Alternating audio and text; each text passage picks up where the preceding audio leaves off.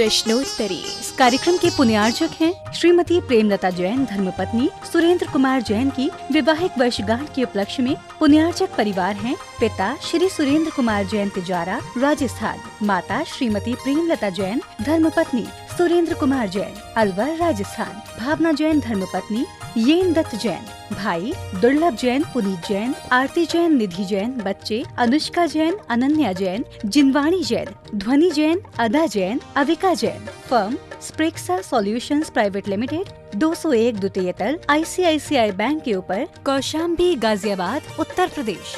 Shri Ghisalal Jain Jhanjhari, advocate Shrimati Kala Devi Jain Jhanjhari, पुत्र एवं पुत्र वधू श्री राजेश जैन झांझरी, अपर जिला न्यायाधीश श्रीमती नीलम जैन झांझरी, पौत्रियां अनुष्का जैन झांझरी, ऐश्वर्या जैन झांझरी, पुत्र एवं दामाद श्रीमती रेखा जैन, श्री दिनेश जैन, दोहिता दिवेश जैन, दोहिती दिशा जैन, पुत्र एवं दामाद श्रीमती रेणु जैन, श्री संदीप जैन, दोहिता ईशान जैन, दोहिती रिया जैन, भीलवाड़ा, राजस्थान। सुधा प्रश्नोत्तरी। नमोस्तु गुरुदेव, सिद्ध पर्याय में द्रव्यों का क्या उपयोग है?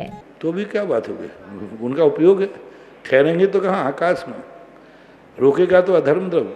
उनमें भी जो प्रति समय अनंत सुख आ रहा है, वो वर्तना कराने वाला तो काल द्रव्य ही है। कोई भी दुनिया में स्वतंत्र होकर के भी स्वतंत्र नहीं है। कहीं ना कहीं से तो निमित्त नैमित्तिक संबंध है ही।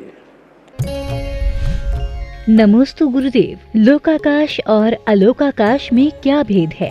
धर्म द्रव्य और अधर्म द्रव्य। धर्म और अधर्म द्रव्य की जहाँ सीमा है वही लोकाकाश है, और धर्म अधर्म की सीमा खत्म हो जाती है वहाँ अलोकाकाश है। शास्त्रों में स्पष्ट रूप से कहा, धम्मा धम्मा कालो पुग्गल जीवाय संति जाव दिया, आया से सो लोगो तत्व पर दो अलोगुतु। ये जहाँ 6 द्रव्यों का 5 द्रव्यों की समष्टि है, धम्मा धम्मा कालो पुग्गल जीवाय संति जाव दिया। धर्म अधर्म पुद्गल और जीव और काल द्रव्य जहाँ हैं वही अलोकाकाश। आप जाके देखा ना, और क्या बात है। देखा है अपन लोग, बहुत बार देखा, लेकिन अपन लोगों को एक इंद्री बन के गए। ऐसे 3 लोक की सीमा, ऐसी एक भी सीमा नहीं है जिस सीमा पे अपन नहीं गए हो। लेकिन वहाँ एक इंद्री बन के गए तो पता ही नहीं कि सीमा है कि क्या सीमा है। बाकी कोई बाधा नहीं, केवल ज्ञान और अवध ज्ञान में तो आती ही है। नमोस्तु गुरुदेव, लोकाकाश पंच द्रव्यों को अवगाहन देता है, तो लोकाकाश को अवगाहन कौन देता है? अलोकाकाश। और अलोकाकाश 100% है अपने आप में, 100%। वो है ही संपूर्ण वही है। खाली स्थान जब हो, एक विज्ञान ने कहा कि पृथ्वी के बाहर यदि हमें एक कदम रखने को जगह दे दी जाए तो हम सारी पृथ्वी को खिसका देंगे। अरे पृथ्वी के बाहर जगह हो तो देंगे, है ही नहीं ऐसा।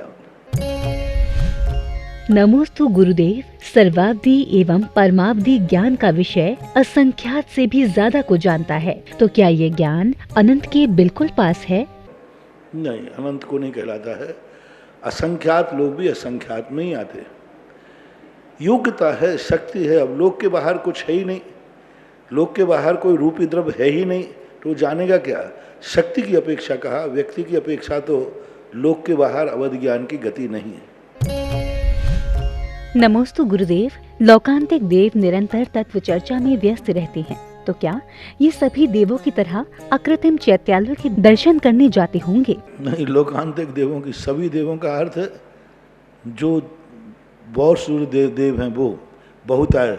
लोकांतिक, नौवें ग्रेवे के, अभिज्ञादिश के, सर्वार सिद्धि के, 16वें स्वर के ऊपर के, ये अपवाद कहलाते हैं।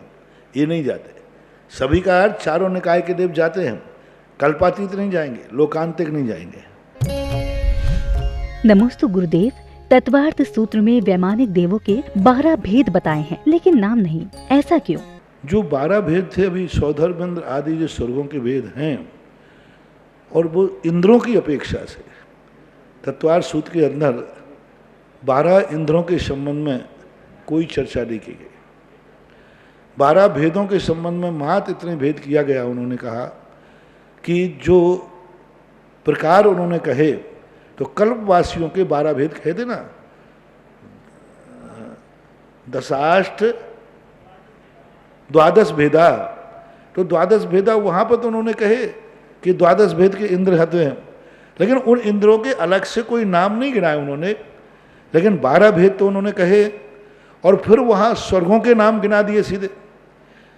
हाँ, आपका प्रश्न इतना हो सकता है कि 12 भेद तो महाराज ने माने हैं स्पष्ट रूप से, 10 भवनवासियों के, 8 जो हैं यंत्रों के, और कल्पवासियों के कितने माने, ज्योतिष के 5, और कल्पवासियों के 12 भेद माने। तो 12 संख्या तो आई है, लेकिन 12 उनके नाम नहीं दिए। जैसे असुर आदि जो इनके नाम दिए ना, कि भवनवासियों के 10 ये हैं, किन्नर किमपुरुष महोरग आदि ये हैं, ऐसे बेईमानिक देवों के जो 12 भेद किए वो नहीं दिए।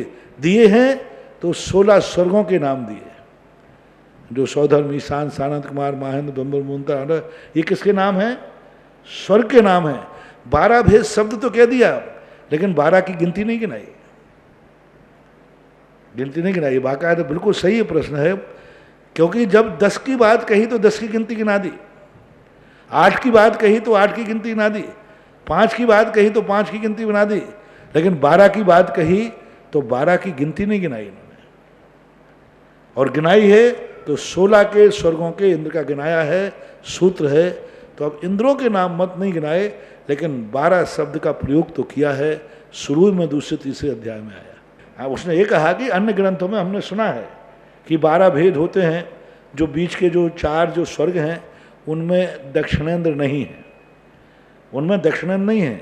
आगम के अनुसार त्रिलोक पढ़ने, त्रिलोक प्रसार में स्पष्ट रूप से गिनाए हैं। लेकिन प्रश्न है तत्वार सूत्र के अंदर उन 12 इंद्रों के नाम क्यों नहीं गिनाए गए, उन 4 इंद्रों के नाम कम करके क्यों नहीं बताए गए?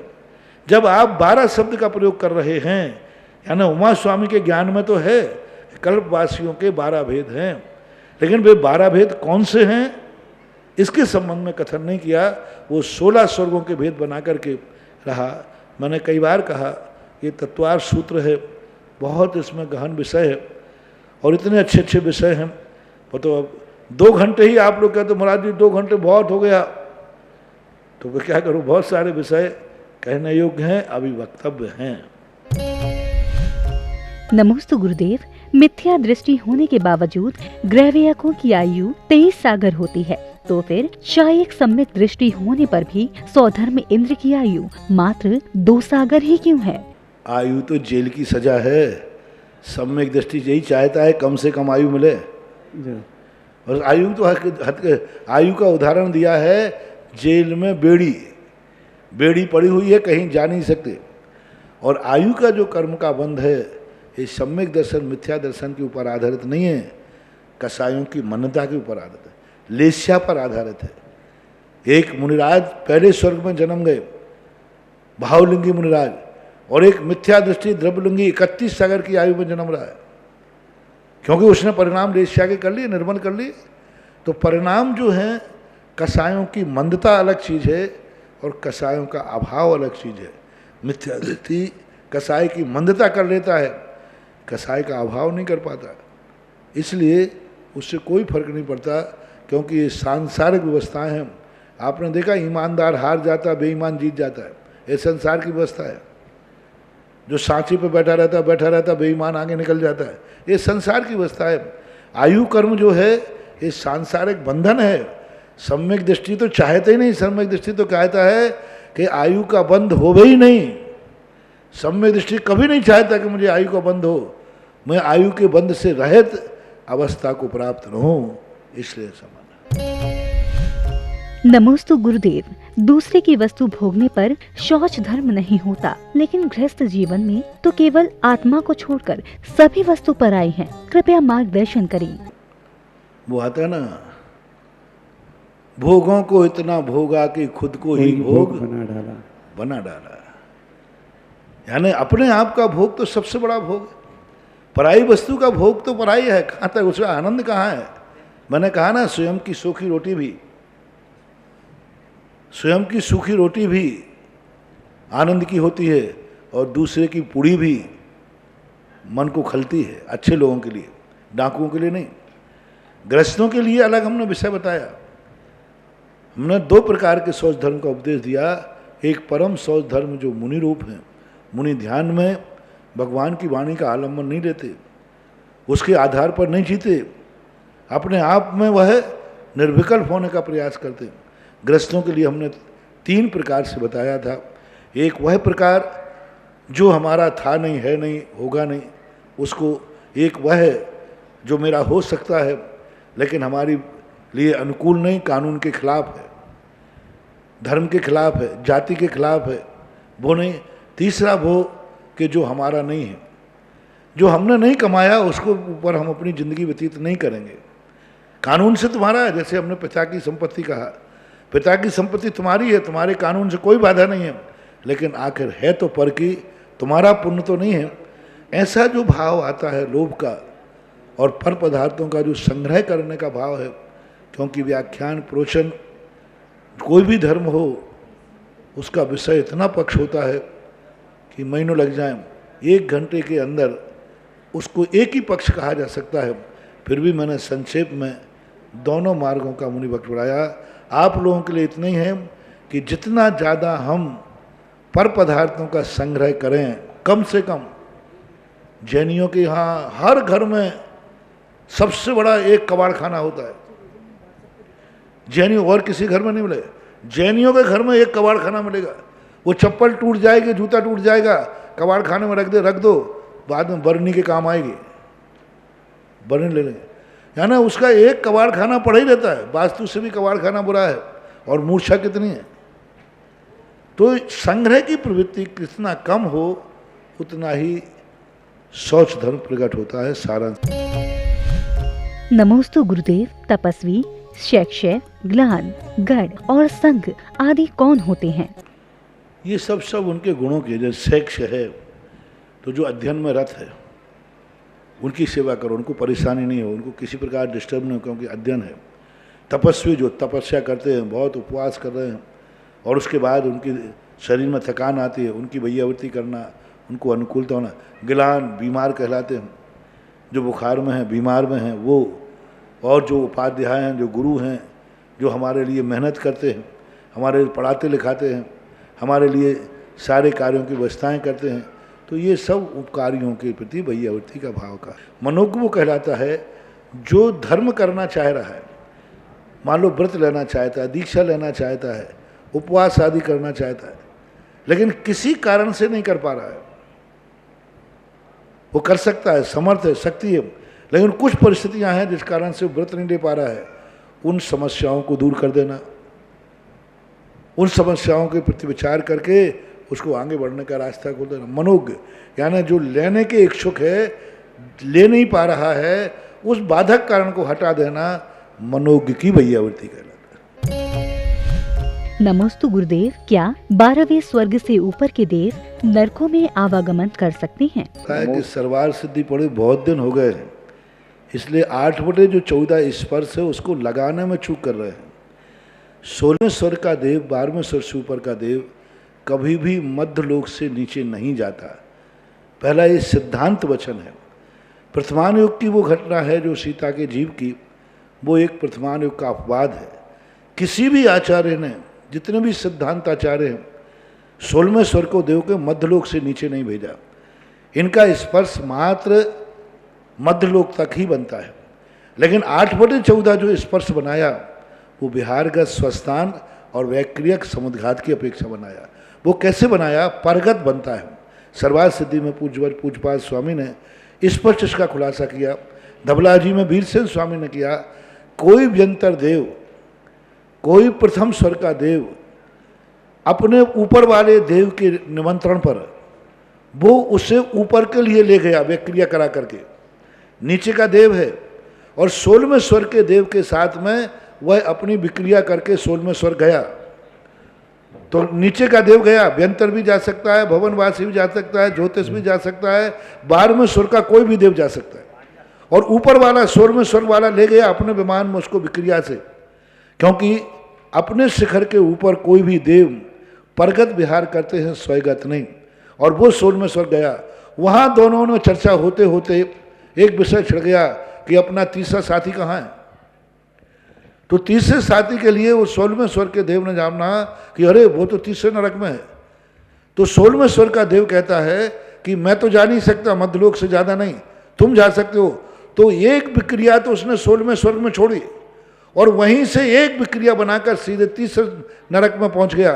तो तीसरे नरक में पहुंचा वो नीचे वाला देव, तो वो एक विक्रिया तो आत्मा के प्रदेश 16वें स्वर्ग में है, एक विक्रिया करके तीसरे स्वर्ग में चला गया, तो वो 8/14 स्पर्श ऐसा बनाया जाता है।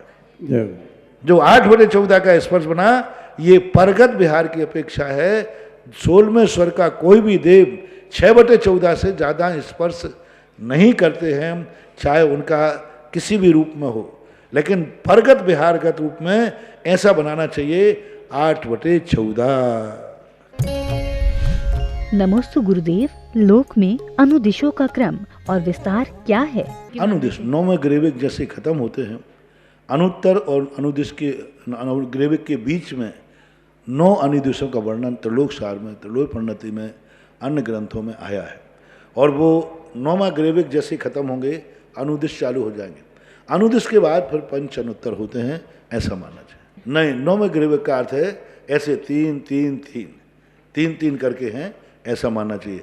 अब कई लोग कहते हैं 1 ग्रेविक, 9 ग्रेविक, 3 ग्रेविक, ऐसा नहीं, 3-3 की ग्रेविक। और दूसरा ग्रेविक का जो है गर्दन का अर्थ, और अनुदिश टोड़ी के समान, 5 अनुत्तर मुख, नासिका ए और मस्तिष्क, इस प्रकार से बनाए जाते हैं। नहीं, अनुदिश टोड़ी के ऊपर 9वें ग्रेविक।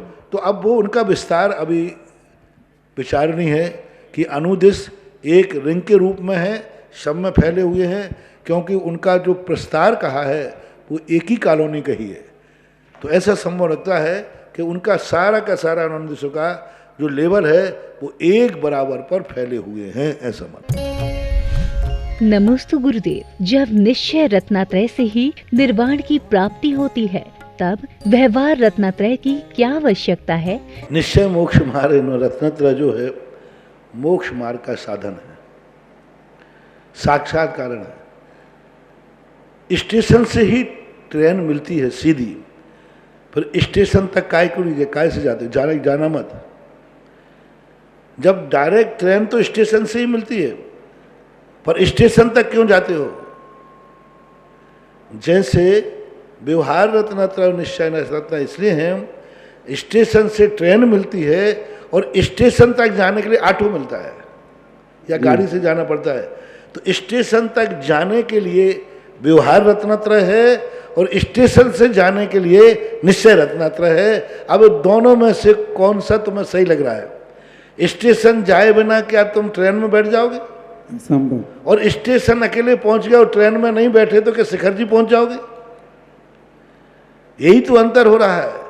एक व्यक्ति स्टेशन नहीं जाना चाहता, मैं डायरेक्ट ट्रेन से शिखर जी जाऊंगा, तो ट्रेन तुम्हारे घर में आने वाली नहीं है। दूसरा व्यक्ति स्टेशन तक तो चला जाता है लेकिन ट्रेन में नहीं बैठ पाता। तो घर से ट्रेन तक जाने का जो उपक्रम है वे व्यवहार रत्नत्रय कहलाते हैं, व्यवहारिकता कहलाती है। और उसके बाद जो डायरेक्ट रूप लिया जाता है वो निश्चय रत्नत्रय कहलाता है।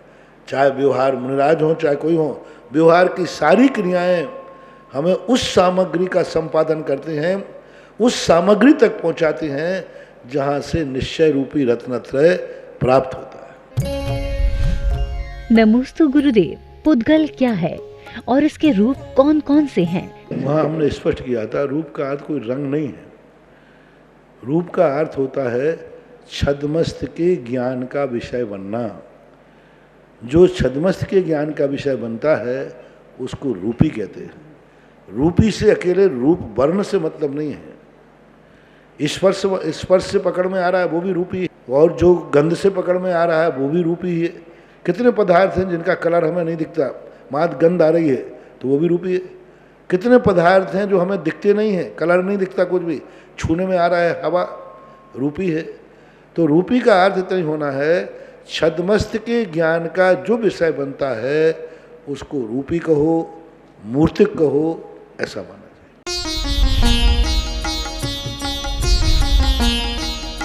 सुधा प्रश्नोत्तरी।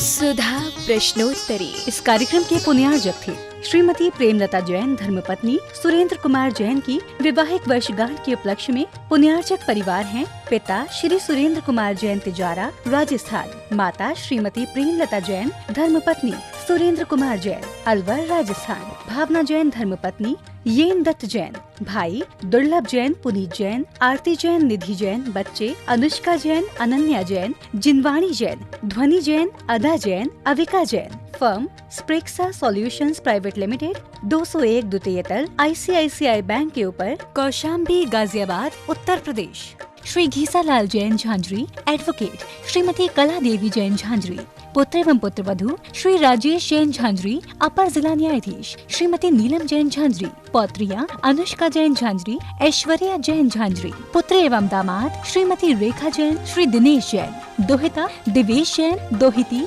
दिशा जैन, पुत्र एवं दामाद श्रीमती रेणु जैन, श्री संदीप जैन, दोहिता ईशान जैन, दोहिती रिया जैन, भीलवाड़ा राजस्थान।